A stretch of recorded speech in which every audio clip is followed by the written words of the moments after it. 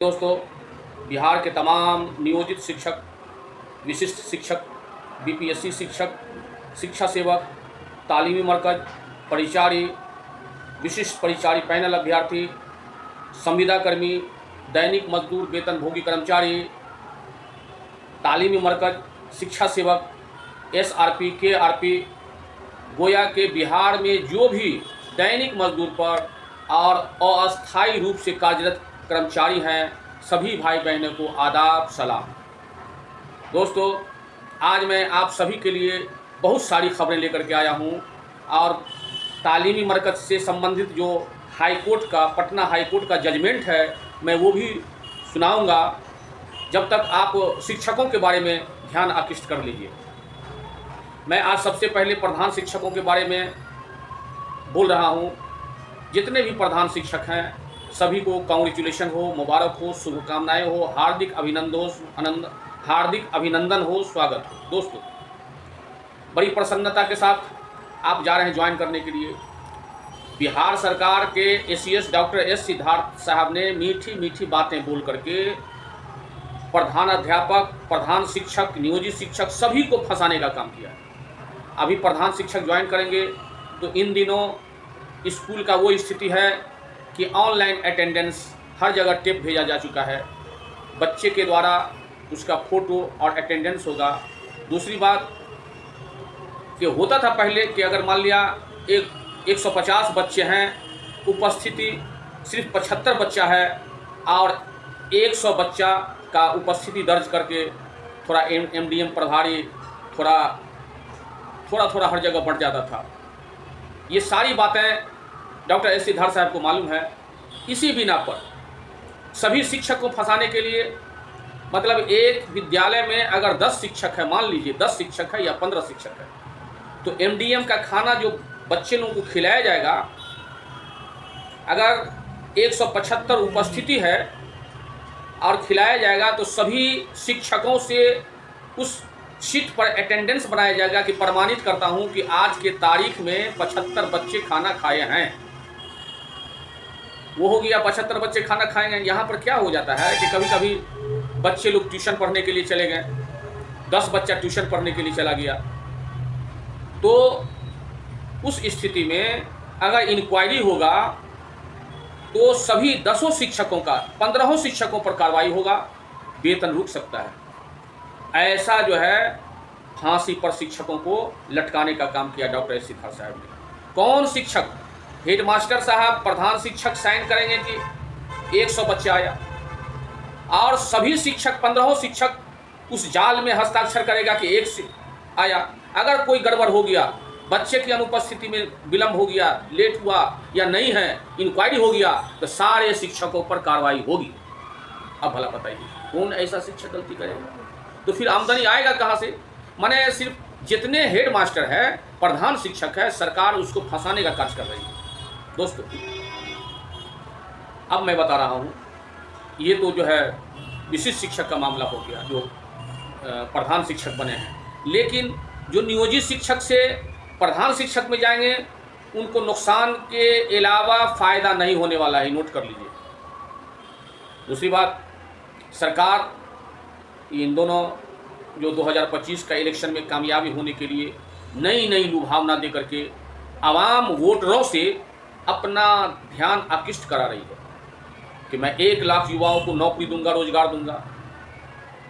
महोदय, आपके राज्य में कम से कम 20 से 25 लाख युवा आवेदक आपके विभिन्न कार्यालय में नियुक्त हैं, जो टेम्पोररी हैं, दैनिक मजदूर हैं। उसको पहले परमानेंट कर दीजिए। बहुत सा विभाग में है, सर्व शिक्षा में भी है, तो सर्व शिक्षा में से केआरपी में चला गया, एसआरपी में गया, वो सब बेरोजगार हैं, वो लोग को पहले परमानेंट कीजिए। दोस्तों, तो मैं यही कहना चाहता हूँ माननीय नीतीश कुमार से कि आप इन लोगों को समायोजन कीजिए। दोस्तों, अब जो है मैं हाई कोर्ट का जजमेंट सुना रहा हूँ, आप वो लोग ध्यान आकृष्ट होकर के जजमेंट सुनिए।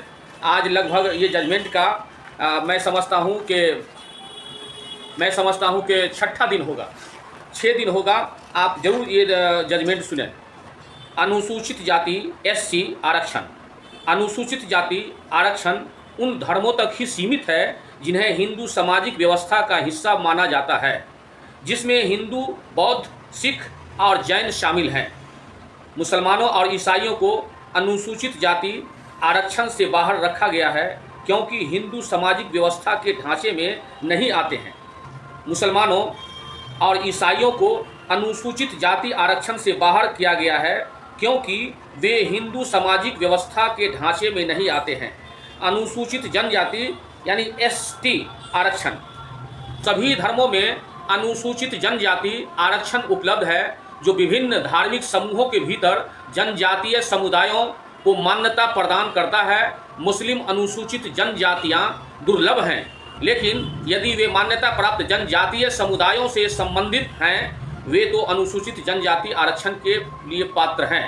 अन्य पिछड़ा वर्ग ओबीसी आरक्षण। कई मुसलमान पारंपरिक व्यवसायों से जुड़ी सामाजिक आर्थिक स्थितियां, कुछ क्षेत्रों में प्रदर्शन पिछड़ेपन के कारण ओबीसी सामाजिक शैक्षणिक रूप से पिछड़े वर्ग एसईबीसी आरक्षण के लिए अर्हता प्राप्त करते हैं।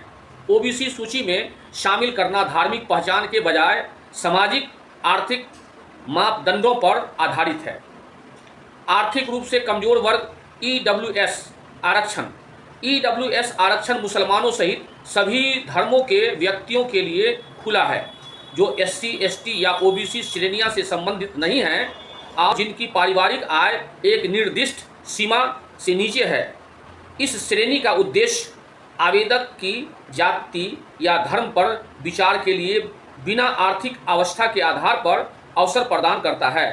भारत के विभिन्न राज्यों में मुसलमानों के लिए आरक्षण संविधान के ढांचे से भीतर सकारात्मक कार्रवाई के माध्यम से सामाजिक आर्थिक असमानताओं को दूर करने की प्रतिबद्धता को प्रदर्शित करता है। यह समझना आवश्यक है कि ये आरक्षण विशिष्ट समुदायों में प्रदर्शित पिछड़ेपन के आधार पर, न कि धार्मिक पहचान के आधार पर, भेदभाव के आधार पर भेदभाव नहीं किया जाता। यह दृष्टिकोण समानता, गैर भेदभाव और सामाजिक न्याय के संवैधानिक सिद्धांतों के अनुरूप है, जिसका उद्देश्य पूरे देश में आर्थिक और शैक्षणिक रूप से वंचित समूहों का उत्थान करना है।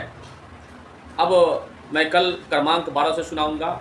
अब मैं अब शिक्षा सेवक तालीमी मरकज़ के बारे में बता रहा हूँ कि सरकारी प्रावधान है। मैं बार बार कह चुका हूँ माननीय नीतीश कुमार बिहार के मुख्यमंत्री को कि नोएडा के भी नगर निगम में हाई कोर्ट, सुप्रीम कोर्ट से जजमेंट हुआ कि समायोजन कीजिए जो 5 साल वर्क कर चुके हैं।